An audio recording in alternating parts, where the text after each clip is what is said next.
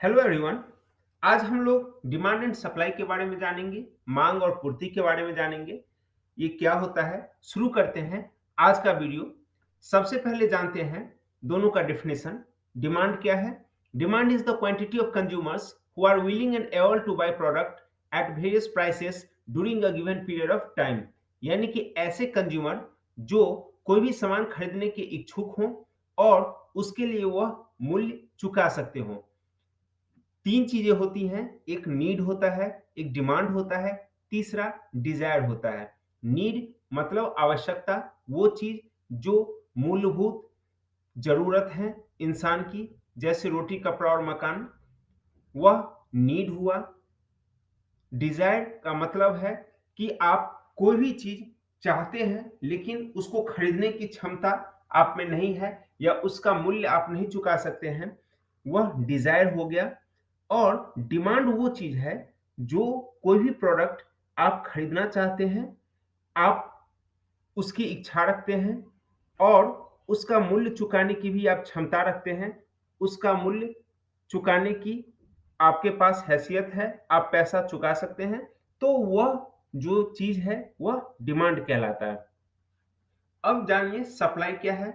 Supply refers to how much of a certain product, item, quantity or service suppliers are willing to make available at a particular price।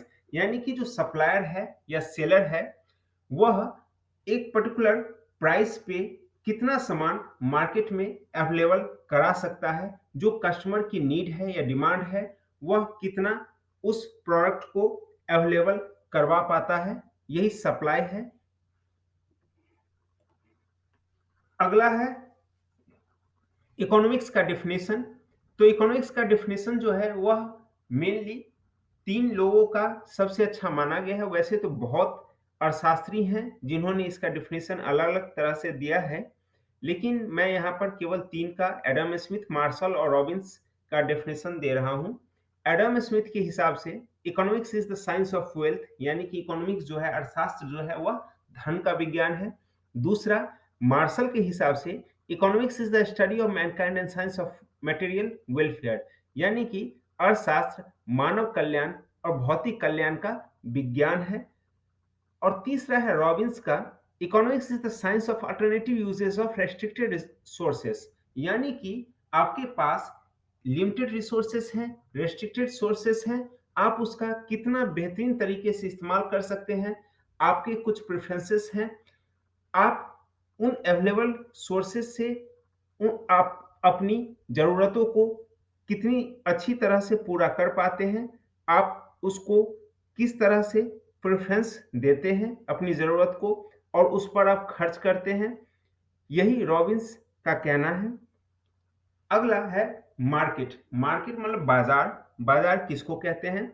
Market is a place where two और more parties are involved in buying and selling activities, यानी कि एक ऐसा जगह जहां पर दो या उससे अधिक पार्टीज बाइंग और सेलिंग एक्टिविटीज में इन्वॉल्व होती हैं। Parties involve in a transaction are called buyer and seller. और इस ट्रांजैक्शन में जो पार्टीज इन्वॉल्व होती हैं उन्हें हम बायर और सेलर कहते हैं। जो सामान खरीदता है वह बायर है और जो सामान बेच रहा है वह सेलर कहलाता है। अगला है कि मार्केट को हम on the basis of time और on the basis of competition के हिसाब से दो भागों में मेनली बांटते हैं। On the basis of time, market is classified into very short period market और लॉन्ग पीरियड मार्केट, यानी कि कोई भी सामान कितनी जल्दी खराब हो जाता है या कितना अधिक टाइम तक वह टिका रह सकता है, एग्जिस्ट करता है, उस हिसाब से मार्केट होता है। और on the basis of competition, market को दो भाग में बांटा गया है, परफेक्ट कंपटीशन मार्केट और दूसरा है imperfect competitive market. Imperfect competitive market में आपका मोनोपोली मार्केट, डिओपोली मार्केट और ओलिगोपोली मार्केट आता है। अब इन तीनों को अलग अलग जानते हैं। पहला तो हमारा है परफेक्ट कंपटीशन मार्केट। तो क्या होता है? A market where many companies are selling the same product or services and no one has the power to control the price or set his monopoly in market, यानी कि एक ऐसा market जहां पर कई सारी कंपनीज हैं, एक सेम प्रोडक्ट या आइडेंटिकल प्रोडक्ट और सर्विसेज ऑफर कर रही हैं, बेच रही हैं, और किसी एक पर्टिकुलर आदमी के पास वो पावर नहीं है कि वह मार्केट पर रूल कर सके, मोनोपोली कर सके। There are number of buyers and sellers in the market and no one individual has the power to control the price in the market। यानी कि बायर्स और सेलर बहुत है मार्केट में, और उतने ही जो सप्लायर हैं वो भी मार्केट में है। तो इस तरह से क्या होता है कि कोई एक इंडिविजुअल मार्केट को कंट्रोल नहीं कर पाता है और मार्केट में सही डिमांड और सप्लाई बनी रहती है। अगला है इम्परफेक्ट कंपटीशन मार्केट क्या होता है। तो इम्परफेक्ट कंपटीशन मार्केट में तीन आते हैं। पहला है मोनोपोली मार्केट, दूसरा डिओपोली मार्केट और तीसरा है ओलिगोपोली मार्केट। मोनोपोली मार्केट क्या है? Single seller in the market, यानी कि एक सेलर है मार्केट में, उसका एक छत्र साम्राज्य है, वह जो रेट चाहेगा वह रेट सेट करेगा। जैसे Indian railway, nuclear plant. India में जैसे इंडियन रेलवे जो है वह मोनोपोली मार्केट का एग्जाम्पल है, यानी कि रेलवे जो भी रेट तय करेगा, लोगों की मजबूरी है कि उस रेट पे उनको वह टिकट खरीदना होगा, उनको वह फेयर देना होगा, क्योंकि वह अकेला यह प्रोवाइडर है, इंडियन रेलवे। दूसरा है डिओपोली मार्केट। यहाँ पे बेसिकली दो मेन सेलर होते हैं जो मार्केट को लीड करते हैं, और इसका सबसे बड़ा एग्जाम्पल है कोक एंड पेप्सी। दोनों की जो प्रोडक्ट हैं वह ऑलमोस्ट सेम है और दोनों सेम चीज प्रोवाइड करती हैं और मार्केट में रूल करती हैं। इनके अलग अलग वेरिएंट्स हैं, कोक के भी और पेप्सी के भी, और दोनों एक ही चीज लगभग प्रोवाइड करती हैं कस्टमर्स को। अगला है ओलिगोपोली मार्केट। ओलिगोपोली का मतलब है कि मोनोपोली या केवल दो सेलर नहीं, मतलब कुछ सेलर इसमें होते हैं, दो से ज्यादा सेलर होते हैं। जैसे airlines business, petroleum sector business, इस सब में दो से ज्यादा प्रोवाइडर हैं।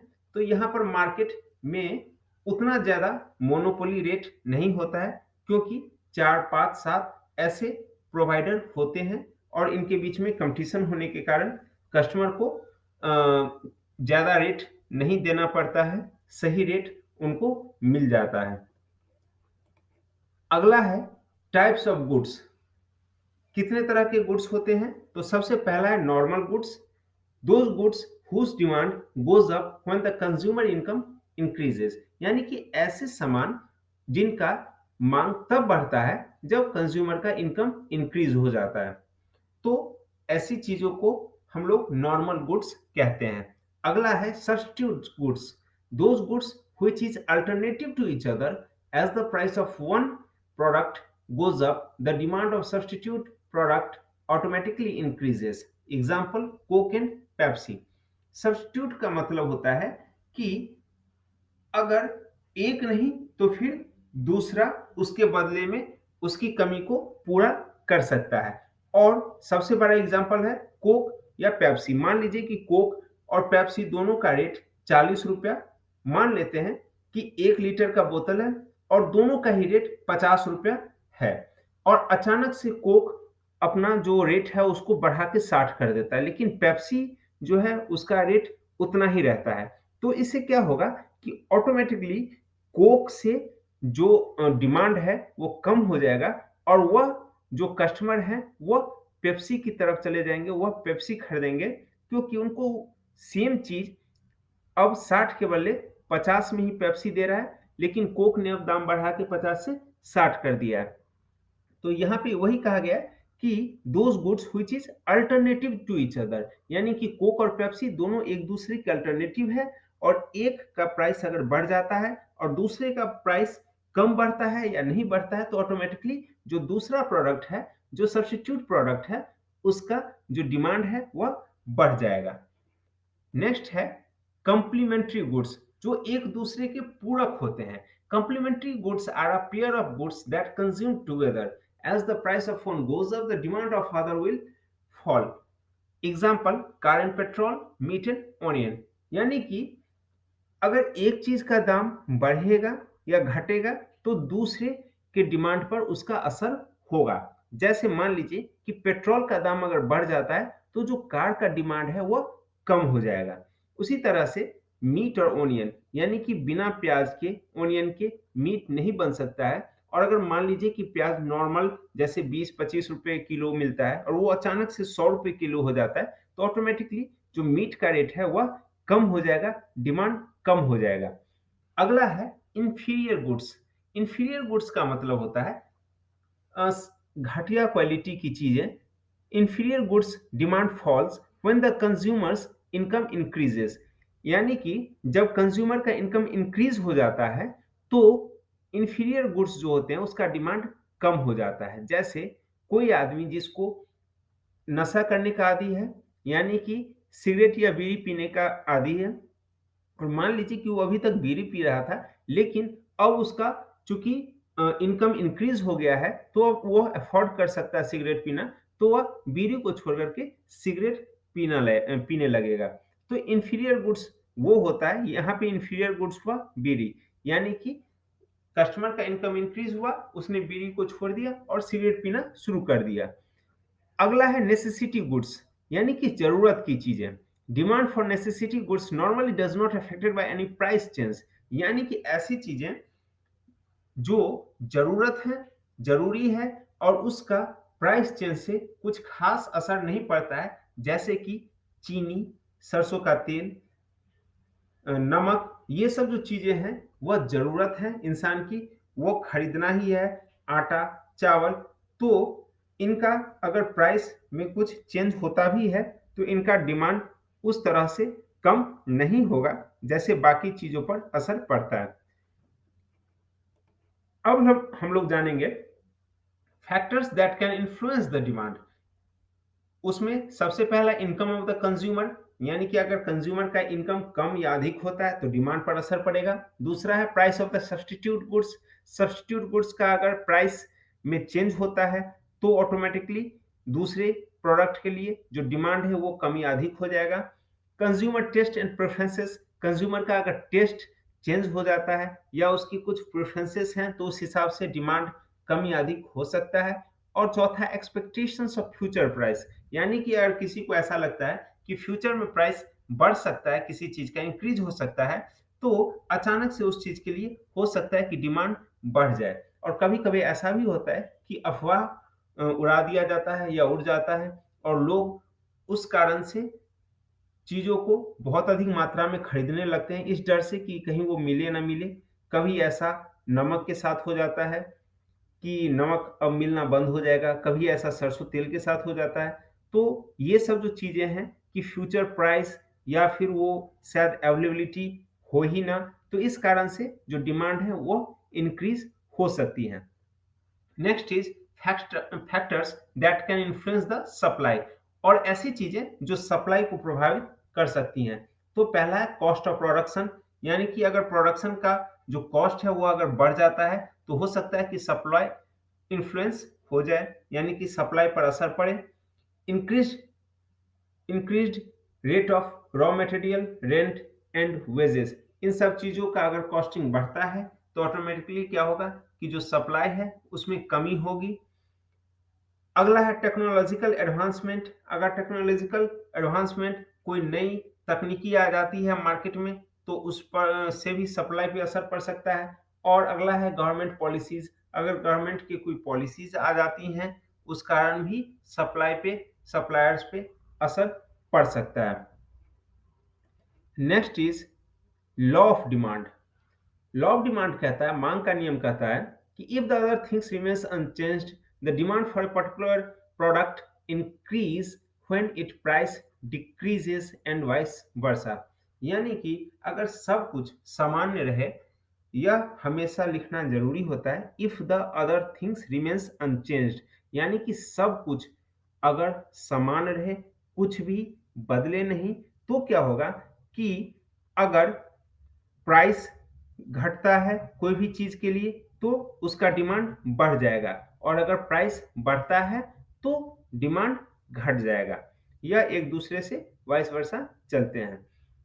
लॉ ऑफ डिमांड वही चीज़ है। अब डिमांड शेड्यूल से समझिए इसको, price and quantities normally moves in opposite direction, यानी कि अगर मान लेते हैं कि ₹10 किसी चीज़ का दाम है, तो उसका 100 यूनिट का डिमांड था। अब अगर मान लेते हैं वो ₹12 बढ़ के हो गया, तो 100 यूनिट से घट के 90 यूनिट का डिमांड रह गया। अब वो 15 हो जाए, तो 80 यूनिट का डिमांड रह जाएगा। 18 हो गया उसका रेट मान लीजिए, तो 70 ही यूनिट के लिए डिमांड होगा।